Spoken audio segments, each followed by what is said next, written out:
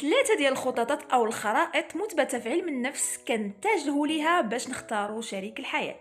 الخطاطة الأولى هو أننا كنقلبوا على شخص يا إما كيكون شبيه بوالدينا أو النقيض ديالهم.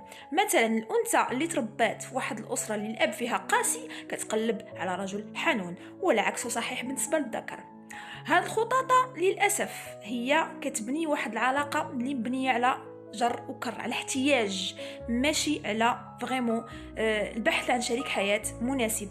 لهذا كنلقاو فيها بزاف السلبيات. الخطوطه الثانيه هي انك تقلب على واحد كيشبهك. هي في التعبير زوينه، ولكن راه هذاك اللي كيشبهك كما كيشبهك في المميزات فهو للاسف كيشبهك في العيوب، ومن اخطر الامور انك تشوف العيوب ديالك قدامك. ثالث خطاطه هي تقلب على انسان كيكملك. هذه زوينه، ولكن هذا الانسان اللي كيكملك ديما عتشوف فيه النقص ديالك. اذا هاد ثلاثه الخططات صراحه ماشي ايجابيه بزاف، فيها سلبيات اكثر من ايجابيات. يا ترى هاجر شنو هي الخطط الصحيحه اللي نقدروا نتبعوها؟ تابعوا الريل الجاي.